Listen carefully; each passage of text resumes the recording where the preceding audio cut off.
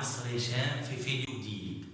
ان شاء الله الفيديو الاولاني بتاع هاو تو رايت ا ليتر من عجبكم، وهاو تو رايت باراجراف كيف نكتب فقره. النهارده هناخد هاو تو رايت ان ايميل، كيف نكتب ايميل.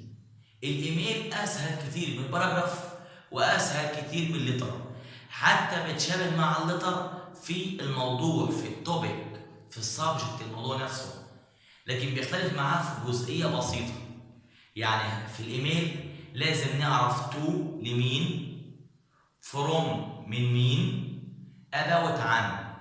ده الحاجات تو، فروم، about. تو الى، فروم من مين، about.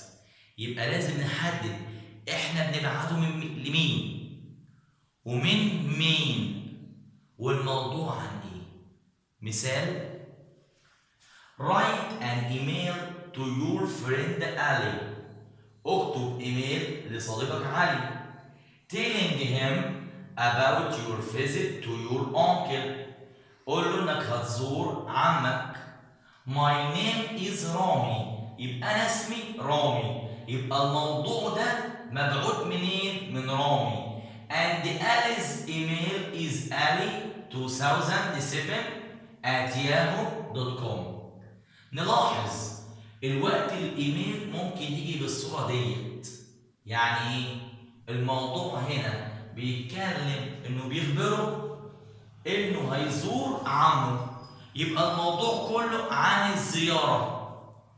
يبقى الموضوع الايميل ممكن يجي بالطريقه دي بس، وممكن يجي كمان يجيب لك جايدنج بوينتس، نقاط ارشاد. يعني لك ايه؟ start the email and ask about your friend's health. يبقى عرفك هتكتب ايه. ابدا الايميل واسال عن صحه صديقك، يبقى قول له how are you. say where you are and who you are staying with. قول له انت مع مين وعايش مع مين بالظبط. say how long you have been there. قول له هتقعد قد ايه هناك، كام المده. say when you are coming back. وامتى هترجع. finish the email. انهي الايميل. لو لاحظت السؤال هنا اكنه بالظبط سؤال واجابه، وبيديك المعلومات اللي هتكتبها في الايميل. فممكن الايميل يجيب الطريقه دي، الجزئيه دي، وممكن يجيب لك حاجات ارشاديه يعرفك تكتب الايميل في ايه بالظبط. فانا جايب مثال على الايميل ده. يبقى لازم نعرف تو، فروم، about. تو لمين، فروم من مين، about عن. السبجكت اللي هو الموضوع او about بنعرف ايه. يبقى تو فروم about او تو فروم subject. مثال: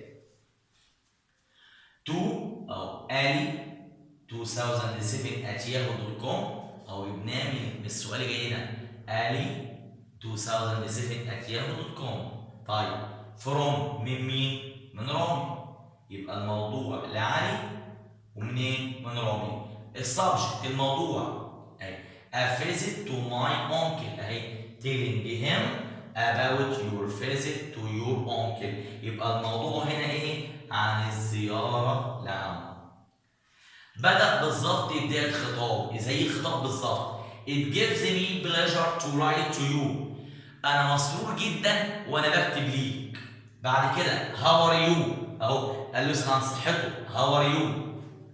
قال له I am staying with my uncle in Alexandria.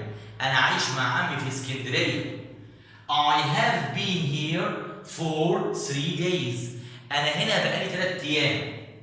I have visited many places here. أنا زرت أماكن كتيرة هنا. I have visited Alexandria Library. أنا زرت مكتبة الإسكندرية. I have gone sightseeing. أنا رحت أماكن تستحق المشاهدة. I've played in the beach. ولعبت في الشاطئ. I am coming home after 2 days. أنا هرجع بيتي بعد يومين. واخر الايميل I am looking forward to seeing you. اطلع لرؤيتك. يبقى هنا سأل قال له يسعدني اكتب اليك. how are you كيف حالك. قال له I am staying with my uncle. انا عايش مع عمي. وبعد كده I have been here for 3 days. أنا قاعد هنا بقالي 3 أيام. I have visited many places here. أنا زرت أماكن كتيرة هنا. I have visited Alexandria Library. أنا زرت مكتبة الإسكندرية. I have gone sightseeing.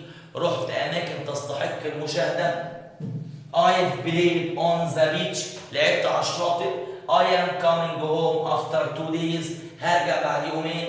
وفي آخر الإيميل I am looking forward to seeing you. لو لاحظنا النهاية دي بالظبط هي النهاية اللي موجودة في الليتر. لو لاحظنا الموضوع زي الليتر بالظبط مع اختلاف to from subject.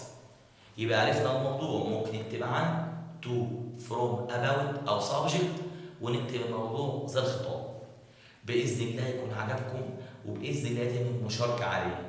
See you soon with Mr. هشام. Goodbye.